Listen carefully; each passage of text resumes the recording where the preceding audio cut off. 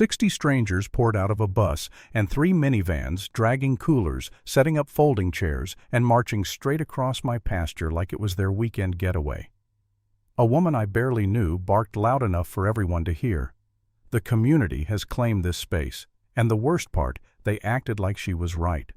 For a moment, staring at the chaos spreading over my land, I honestly wondered if I'd woken up in some alternate universe where my home wasn't mine anymore. I'd spent 15 years building this ranch, sweating through droughts, patching fences after storms, protecting every acre because my animals depend on it.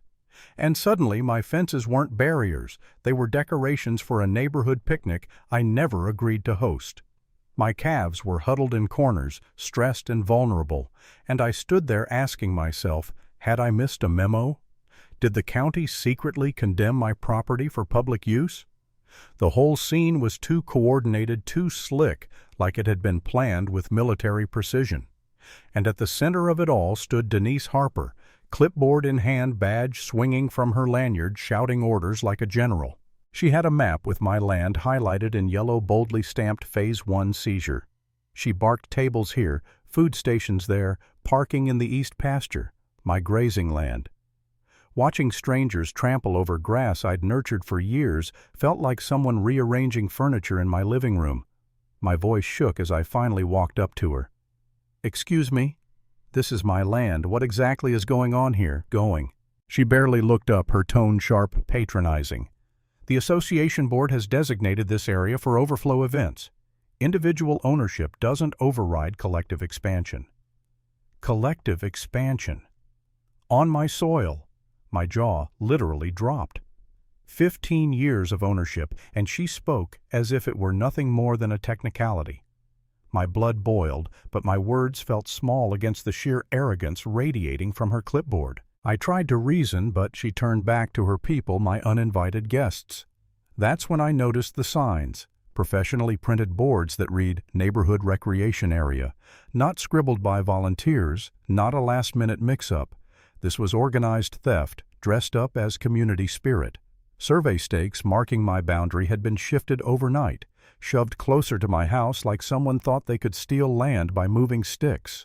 And the crowd cheered on her orders while my animals shrank away from the noise. So I did the only thing that felt sane. I walked to the breaker box and shut down the power. In an instant, speakers died. Coolers went silent. The whole illusion cracked. Families glanced around nervously, suddenly aware they might be trespassers. But Denise, oh no, she wasn't rattled for long. She pivoted, pulling out a tripod and forcing a smile for a live stream. "Mason, we're live online.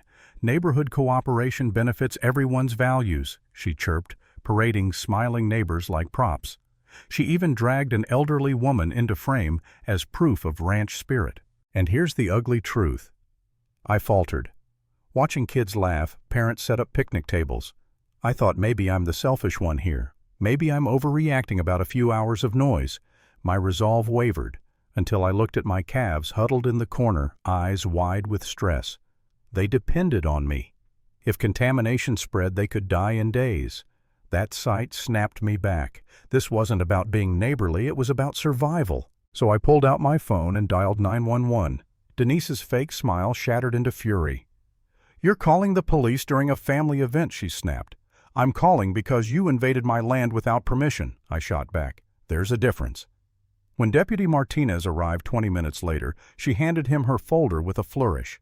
He flipped through, expression tightening. "Ma'am, these are HOA memos. They aren't legal permits. HOA jurisdiction ends at the HOA boundary. Period." Relief hit me like a wave, but Denise doubled down. She called in backup. 5 HOA board members marched through my gate like some suburban task force. They surrounded me, waving fabricated fines, quoting fake regulations, blocking my path to my own porch.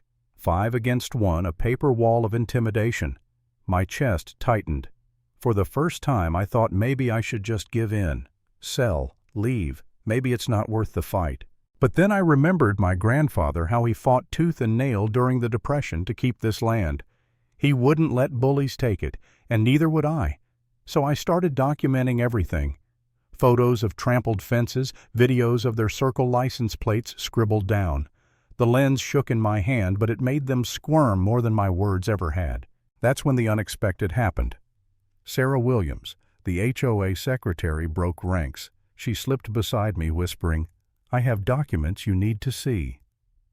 Her phone screen revealed months of group chat logs titled Ranch Acquisition Timeline. Plans dating back 6 months, strategies for pushing me out, even personal research into my finances, my income, my schedule. The fact I had no family support nearby. They'd studied me like prey. My stomach turned, but my hand tightened around the evidence. This wasn't just arrogance, it was conspiracy. And then salvation walked in. County Health Inspector Ellen Brooks, clipboard camera. No nonsense. She didn't care about HOA politics, she cared about livestock health. She documented empty disinfection trays, food on contaminated soil, polluted water near the pens. Every violation added up, each one a nail in Denise's coffin. And just when I thought it couldn't get worse for her, Denise tried to bribe Ellen. Whispered threats about making files public, smearing my ranch's reputation if Ellen didn't ease off. Ellen's eyes went cold. "Ma'am, you just attempted to blackmail a county official. That's a felony." And right there, Denise unraveled.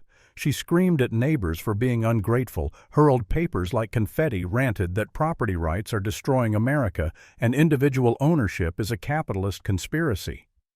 The same crowd that once cheered her looked horrified, backing away as cameras recorded her every word. Board members resigned on the spot. Parents dragged kids out of the chaos. Her mask was gone, ripped away by her own meltdown. By the time citations were written, $800 for health code violations, $300 for trespassing, plus the looming fraud investigation. Denise stood isolated, shaking her empire of lies collapsing around her. My land was mine again. My calves finally calmed in their pens, and I didn't need to celebrate. Watching her scheme implode was enough. Because here's the lesson I walked away with when someone claims authority over what's yours. You don't just defend land, you defend the truth. And the truth always matters more than their lies.